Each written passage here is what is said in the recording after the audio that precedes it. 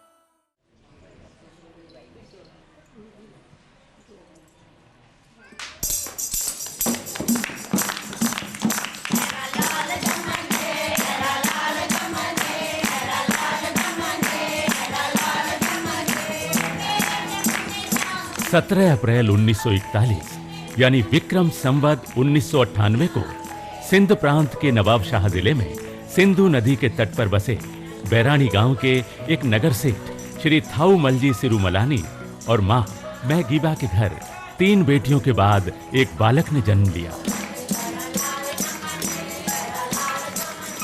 गाजे बाजों के साथ बालक का नामकरण हुआ और बालक का नाम रखा गया आसूमल। नन्हे आसूमल का चेहरा बड़ा ही दिव्य था। इस बालक का तेजस्वी चेहरा, आंखों में प्यार का सागर और अलौकिक मुस्कान पर हर कोई फिदा हो जाता था।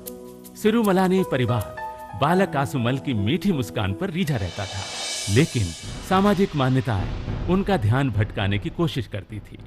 ऐसी मान्यता थी कि 3 बहनों के बाद जन्मा बालक त्रेखण होता है और त्रेखण बालक घर में भारी दरिद्रता लाता है। लेकिन हुआ इसका उलट। त्रेखण आसूमल ने खनखनाती लक्ष्मी को मानो घर में न्योता दे दिया हो। दरिद्रता तो क्या, दरिद्रता की छाया भी आसपास नहीं फटकी। मां महगीबा ने अपने लाडले आसूमल में अच्छे संस्कार दूध के साथ ही देने शुरू कर दिए। मां महगीबा ने आसूमल को बाबा दादा कहने की बजाय सीताराम और राधे श्याम पुकारना सिखाया। देखते ही देखते बालक आसूमल सभी की आंखों का तारा बन गया। लाडले आसूमल पर सभी का प्यार जी खोलकर उमड़ने लगा। लेकिन समय का पहिया घूमा और नियति ने एक ही करवट ऐसी ली कि सब कुछ पल भर में बदल गया।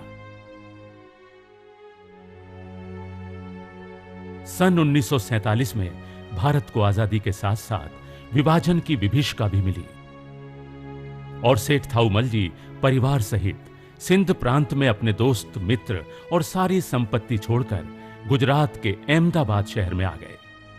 सेठ थाऊमलजी के सामने अब आर्थिक चुनौतियां कम न थीं। मां महगीबा ने परिवारजनों की बजाय देवी देवताओं के रूप निहारने व पहचानने सिखाए। धार्मिक संस्कार बालक आसूमल की रोम रोम में समा गए। ध्यान और पूजा इनका हर पल का खेल बन गया।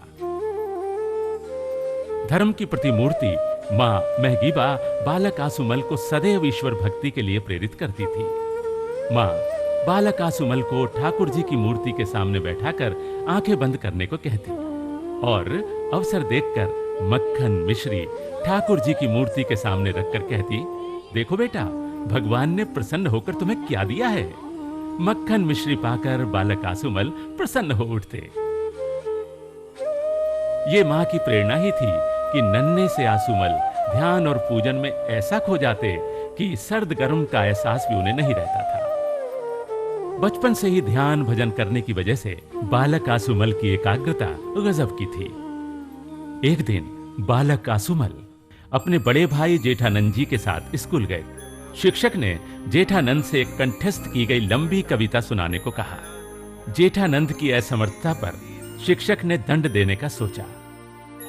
बालक आसूमल बचाव के लिए सामने आए तो गुस्साए शिक्षक ने आसूमल को कविता सुनाने की चुनौती दे दी। बालक आसूमल ने सहज ही वो लंबी सी कविता झट से सुना दी। जय हिंद हाई स्कूल मणिनगर अहमदाबाद में छात्र आसूमल ने स्कूली शिक्षा लेनी शुरू की। यहाँ भी गजब के करिश्मे दिखाए। खेल निराले, छोड़ छाड़ कर खेल खिलौने, दौड़ पड़े मत वाले। अब पकड़ी तब पकड़ी जिंदगी, कभी पास है आती और कभी बस तेज चलाकर दूर पकड़ी। इधर शिक्षकों ने कविता, गीत या कोई अध्याय कक्षा में पढ़ाया और उधर आसुमल ने हूबहू उसी क्षण पढ़ाया गया पाठ सुना भी दिया। हाव भाव व व्यवहार भी बाकी छात्रों की बनिस्बत अलग था। स्कूल के बाकी छात्रों की रुचि जहां खेलकूद में थी, वहीं आसुमल का मन लौकिक जगत से दूर ईश्वर भक्ति में रमता था। स्कूल में अवकाश के समय जब बच्चे खेलकूद कर रहे होते थे, तब आसुमल किसी पेड़ के नीचे बैठकर ईश्वर में ध्यान मग्न हो जाते थे। बालक आसुमल की हर बात निराली और दिव्य थी। वे सहज ही समझते थे कि दुख कुचलने की चीज है और सुख बांटने की। अब तक सभी भली भांति समझ चुके थे कि अच्छे संस्कारों के धनी बालक आसुमल कई मायनों में विलक्षण है। माता पिता की सेवा आसुमल का हर दिन का नियम था। पिता के पैर दबाना और माता का हृदय जीतना बालक आसुमल की आदत में शामिल था। गुरुर साक्षात परम। ब्रह्म मुहूर्त में उठने वाले आसुमल का ध्यान पल भर के लिए भी ठाकुर जी से अलग नहीं होता था। अपनी कक्षा में हर साल प्रथम स्थान पर उत्तीर्ण होने वाले आसुमल का मन कई सवालों के जवाब में उलझा रहता था। जैसे, मैं कौन हूं, कहां जाऊंगा, ईश्वर क्या है, ईश्वर मुझसे कैसे मिलेंगे। 10 वर्ष की कोमल के बाद आसुमल के जीवन में एक नया मोड़ तब आया जब पिता श्री थाउमल जी देह त्याग कर स्वधाम चले गए।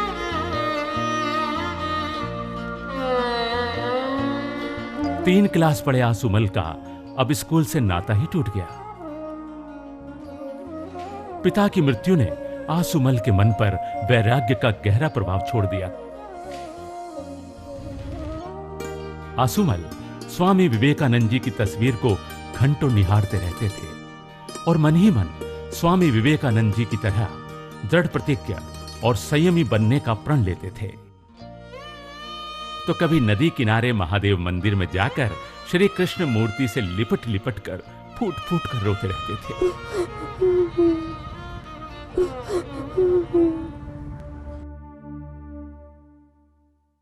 परिवार को आर्थिक संकट से उबारने के लिए सिद्धपुर गुजरात में एक परिजन के यहां नौकरी करने लगे। सिद्धपुर में एक प्राचीन मंदिर गोविंद माधव मंदिर में समय निकालकर ध्यान भजन करने चले जाते थे। कभी आसुमल सरस्वती नदी के किनारे घंटों ध्यान में बैठे भगवत प्राप्ति की प्यास बुझाने में लगे रहते। अब तो रात और दिन बस एक ही धुन लगी रहती कि ईश्वर कब मिलेंगे, ईश्वर कैसे मिलेंगे। जब लोग रात में चैन की नींद ले रहे होते थे, तब आसुमल अपने ईश को पाने के लिए इतना तड़पते थे, इतना तड़पते थे कि जल बिन मछली भी उतना नहीं तड़पती होगी। आसुमल की उस तड़प का कोई पैमाना ही नहीं है। अपनी इसी तड़प में आसुमल को कोई सुध-बुध नहीं रहती थी।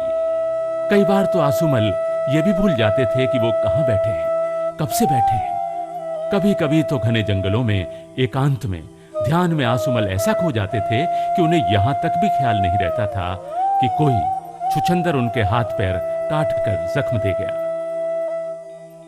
आसुमल हर दिन शिवजी पर दूध, फल, फूल का चढ़ावा चढ़ाने के बाद ही कुछ ग्रहण करते थे। एक दिन दूध का लोटा और कुछ फल फूल लेकर शिवजी पर चढ़ाने जा रहे थे। तभी उनकी नजर एक मूर्छाग्रस्त मजदूर पर पड़ी।